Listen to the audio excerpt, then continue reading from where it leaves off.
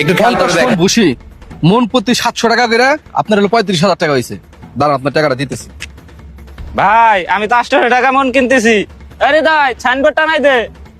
আচ্ছা ঠিক আছে ভাই। কি ভাই, ও আপনার ছোট ভাই না? ও 800 টাকা মন কিনতেছে, আপনি কিসের জন্য 700 টাকা মন কিনতেছেন? আপনি তো 800 টাকা মন কিনতে পারেন। ভাই ও আমার দেখানোর জন্য এমন করতেছে যাতে আমি বসে কিনতে না পারি। ভাই আপনি বিশ্বাস করেন আমরা 800 করে বিক্রি করি, তাহলে আমরা এই দামে কেমনে কিনুম? ভাই এখন যদি আপনি বিশ্বাস না করেন আমার তো কিছু করার নেই, আপনি মন চাইলে ওর কাছে বিক্রি করতে পারেন। কেমন ভাই আপনার? ওর তার থেকে গান টাকা বাইর করে দেওয়া উচিত। কি ভাই, আপনি কি ওরতে ব্যবসা কম বুঝেন নাকি? কথায় পিছে যাইতেছেন। কি ভাই, আপনি ওর চেয়ে ভাই বেশি দামে মাল কিনেন নাকি? আর আপনি তো ভাই এই ব্যবসার খেলারি, আপনার কাছে টিকতে পারবো? শুনেন ভাই, ও আমার আপন ভাই, আপনি ওর সম্পর্কে যা তা বলবেন আমি এটা চুপচাপ মেনে নেবো, ব্যাপারটা এমন না। ওর সাথে আমার এখন ঝামেলা চলতেছে, তাই বলে ওর সম্পর্কে আমার সামনে যা তা বলবেন তা কিন্তু আমি মেনে নেবো না। আপনি প্রতিযোগিতার কথা বলতেছেন, ও তো আমার নিজেরই ছোট ভাই। ভাইয়ের সাথে আর কিসের প্রতিযোগিতা? যদি অন্য কেউ হইতো তাহলে আমি ওরা বুঝাই দিতাম আমি কি জিনিস। এই ব্যবসায় আমার এতটুকু অভিজ্ঞতা আছে, আমার কাস্টমার কেউ নিতে পারতো না। আপনি যার সাথে প্রতিযোগিতার কথা বললেন ও তো আমার নিজেরই ছোট ভাই। যখন আপন মানুষের সাথে প্রতিযোগিতা হয় তখন হেরে যাওয়াই ভালো। আর আমি এটা ছোটবেলা থেকে জেনে এসেছি, আপন মানুষের সাথে প্রতিযোগিতা করে কেউ কখনো জিততে পারে না, একদিন না একদিন তাকে হারতেই হয়।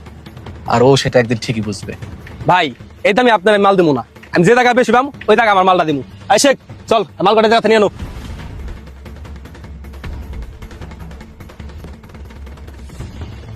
ভাই কেমন আছেন? কিরে কি অবস্থা তোর? হঠাৎ করে বাইরের কথা মনে বললো, কিছু হয়েছে তোর? হয়েছে কি ভাই, আমার ব্যবসার অবস্থা খুব খারাপ। কখন জানি বউ পোলান নিয়ে রাস্তায় নামতে হয়। আপনি আমাকে একটু বলবেন আমি কিভাবে ব্যবসা করুম? আপনি তো এই ব্যবসায় অভিজ্ঞ। আমি আমার দিক থেকে অনেক চেষ্টা করতেছি, আমি আর পারতেছি না ভাই। তুই তো তোর ব্যবসার প্রতি মন দেস নাই, তুই মন দিছস আমার ব্যবসার প্রতি।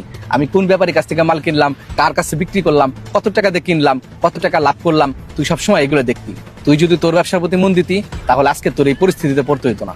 ভাই দোস্ত আপনার, আপনি তো আমার নামে দুর্নাম করেন, সব লোকজনই তো আমারে কয়। ভাইরে আমি ভালো মতনই চিনি, ভাই আপনার নামে কোনোদিনও দুর্নাম করে নাই। আর যাদের কথা বলতেছেন তারা আপনাকে উস্কানি দেওয়ার জন্য যায়। তুই অন্য লোকের দোষ দেশ কিনলি গে, তাদের কাজ তৈরি, তারা তো এগুলোই করবো। আর আমাদেরও তো জ্ঞান থাকা দরকার। আমাদের ভাই ভাইয়ের ঝগড়া যখন বাড়ি থেকে রাস্তায় নেমে আসে তখন এই সমস্ত লোক মদত একটু নিবই। এই সমাজ কখনো দুই ভাইকে একসাথে থাকতে দেয় না, উস্কানি দিয়ে আলাদা করতেই চায়। কি বুঝলি? আপন মানুষের সাথে প্রতিযোগিতা করে কখনো জিতে হয় না, একদিন না একদিন হেরেই যেতে হয় রে ভাই।